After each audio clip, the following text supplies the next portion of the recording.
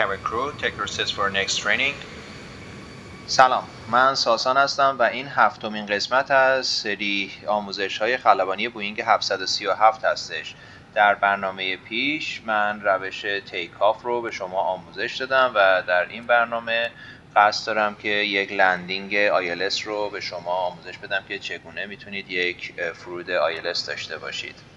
خب ما داشتیم از فرودگاه لس آنجلس به فرودگاه سان فرانسیسکو میرفتیم، پس من به ابیتب خودم میام توی قسمت ایرپورت کد فرودگاه سان فرانسیسکو رو کیلو سیرا فاکسترات اسکار سرچ میکنم.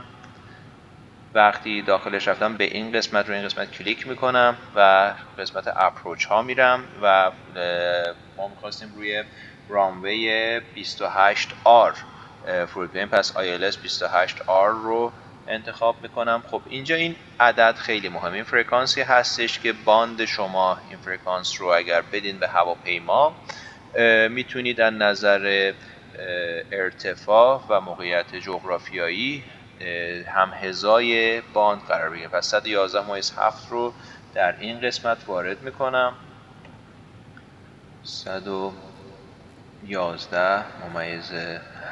بعد دکمه TFR رو میزنم تا بیاد توی باکس اکتیو بشه. همینطور برای کمک خلبان این کار رو میکنم.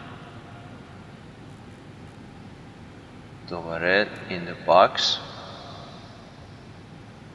عدد بعدی که مهمه عدد اپروچ کورس ما هستش که 284 درجه است. این 284 رو در این قسمت باید وارد بکنم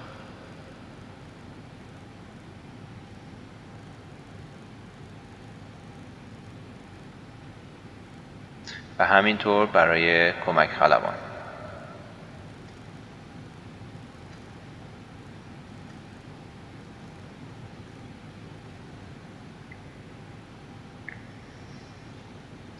ما تو مسیر خودمون داریم میریم. این منحنی سبز رنگ 15 نوشته رو اینجا که میبینید این همون منحنی است که ما از توی FMC خودمون قسمت فیکس وارد کردیم که از 5 مایلی 10 مایلی و 15 مایلی به من نشون بده که من چجوری قراره فرود بیام.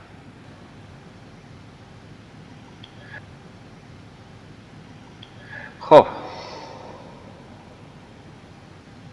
میبینید که اینجا نشون میده که من باید از کدوم نقطه رد بشم و بیام هم‌حذای باند قرار بگیرم.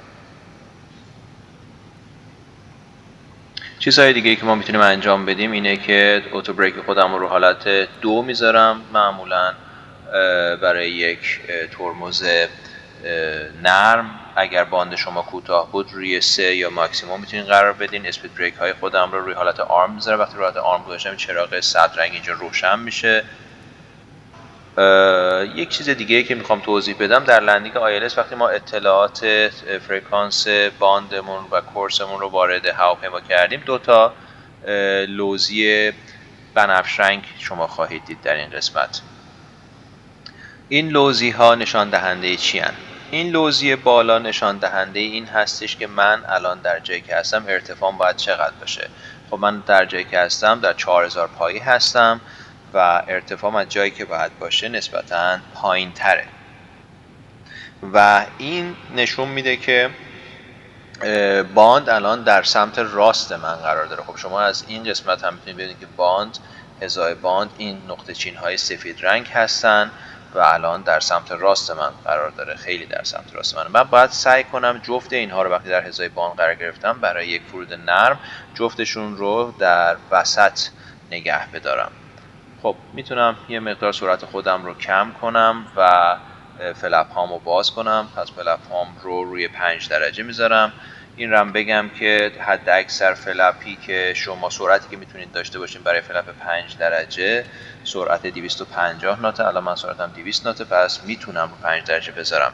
برای اینکه 10 درجه بشه میبینید که تا 250 نات قرمز، این نقطه چینهای قرمزه و از 250 تا 200 یه خط نارنجی داریم. این نشون میده که شما در مواقع اضطراری میتونید رو فلپ 10 هم بذارید تا سرعت خودتون هم کم بکنید با فلپ، ولی بهتره که این کار رو نکنید. بهتره که فلپ 10 زیر 200 نات سرعت وقتی دارین فلپ 10 باز بشه. خب یکم سرعتم رو کم میکنم، روی 170 میذارم تا بتونم وقتی در حذای باند قرار گرفتم چرخامم باز بکنم. چرخارم بهتره که با سرعت کمتر از 170 نات باز بکنید. خب الان از 200 رفتم پایین تر، پس فلپم رو میتونم روی 10 درجه قرار بدم.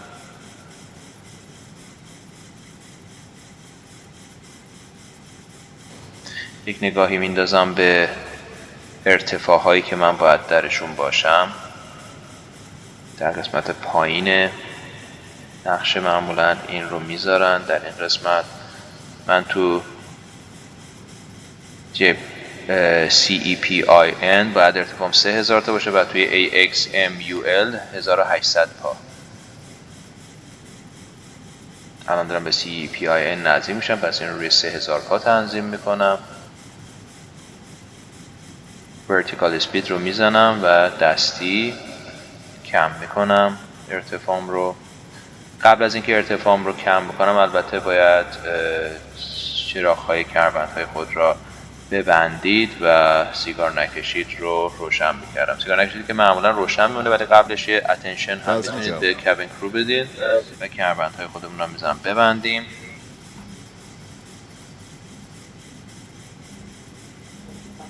میبینید که این لوزی ارتفاع یواش یواش داره نزدیک میشه.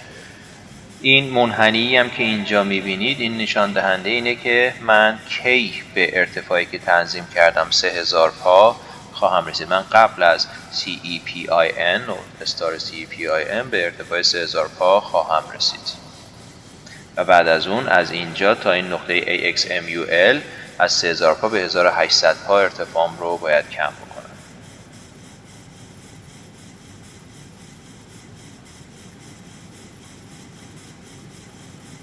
اینجا هم توی یه چیز میتونید ببینید که کجا قرار دارین توی ابیتب خودتون. روی این باند قراره بشینید.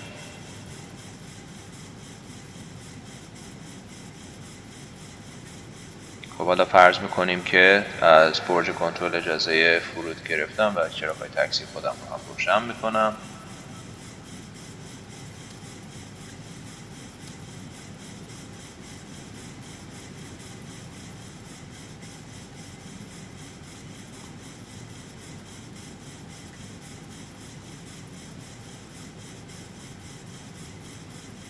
هدینگ رو یواش یواش چون دارم به باند نزدیک میشم روی 284 درجه تنظیم میکنم.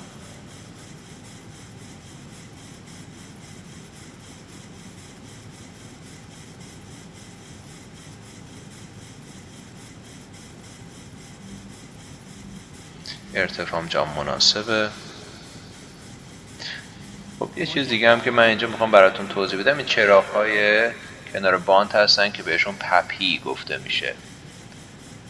خب اگر اینجا دقت کنید دو تا چراغ قرمز داریم، دو تا چراغ سفید. این به این معنیه که ما در ارتفاع مناسبی قرار داریم. اگر دو تا چراغ، یک چراغ قرمز باشه و سه چراغ سفید، به این معنی است که ما از جایی که هستیم کمی بالاتریم. اگر 4 تا چراغ سفید باشه به این معنی که ما خیلی بالاتر از جایی هستیم که باید باشیم. اگر 3 چراغ قرمز داشته باشیم و 1 چراغ سفید به این معنی که ما مقداری از جایی که باید باشیم پایین تریم و اگر 4 چراغ قرمز داشته باشیم به این معنی هستش که ما خیلی پایین تر از جایی هستیم که باید باشیم. پس شما چشمی هم با ویژوال لندینگ با این چراغ‌های پپی میتونید یک لندینگ خوبی رو داشته باشید.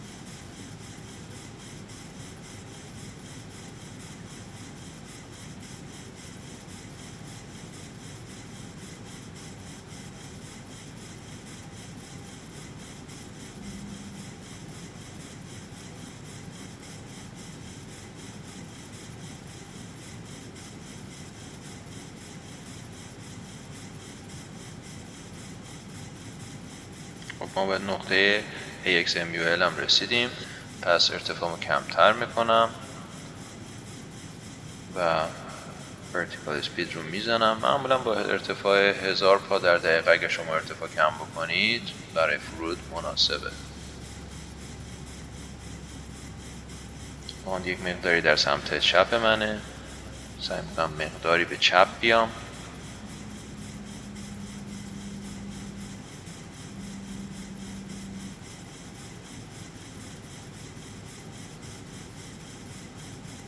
دیگه روی 284 تنظیم کردم. خب دیگه با فشار دادن این دکمه روی یوک من میتونم از حالت اتوپایلوت در بیارم هواپیما رو و به صورت منوال دیگه هدایتش بکنم. چراغ‌ها رو کنترل میکنم، چراغ‌هام درستن، اجازه لندینگ گرفتیم و قراره یک لندینگ ILS داشته باشیم. اوتو اسپید من رو آرمده، اوتو بریک هم رو 2 و فلپ هام رو یک مقداری میتونم بیشتر باز بکنم برای لندینگ. روی 25 درجه میذارم فلپ هم رو.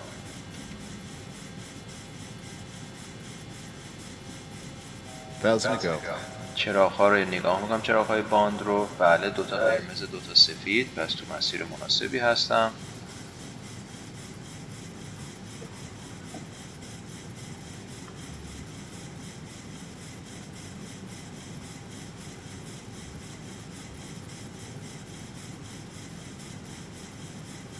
چرخهای خودم رو باز میکنم، سرعتم رو روی هولوهوش 145 میذارم چون موقع لندینگ باید سرعت من نزدیک 140 نات باشه.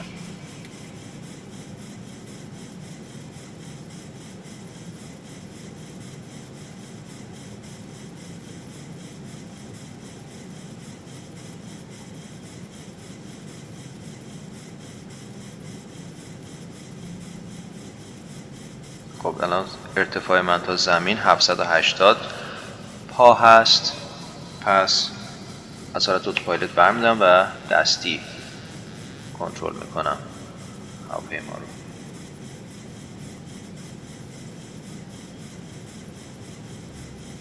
یه مقدار از جایی که باید باشم میبینید که پایین ترم. الان درست شد.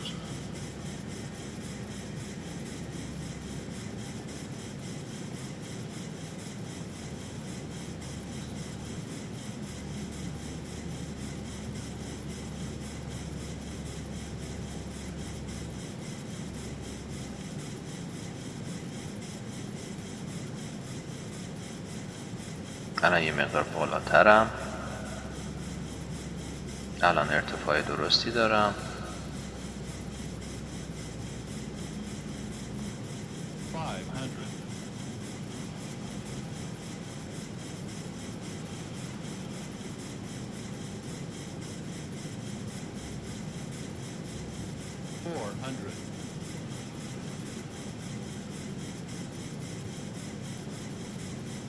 از 500 پایی هم به من دیگه به صورت صوتی اعلام میکنه ارتفاع من رو.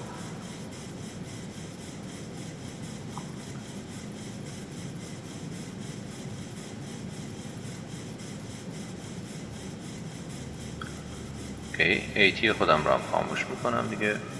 سرعت اتوماتیک خیلی بالا، مقدار سرعت ارتفاعم رو کم میکنم با آرامش.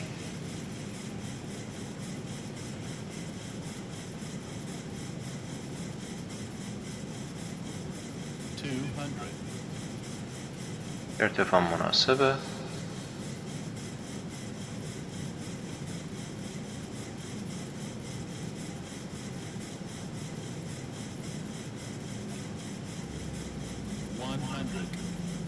گازم کم میکنم. یک مقدار ارتفاع ورتیکال اسپید خودم رو کم میکنم و اینجا دیگه گاز رو کامل میخوابونم و فلر میکنم.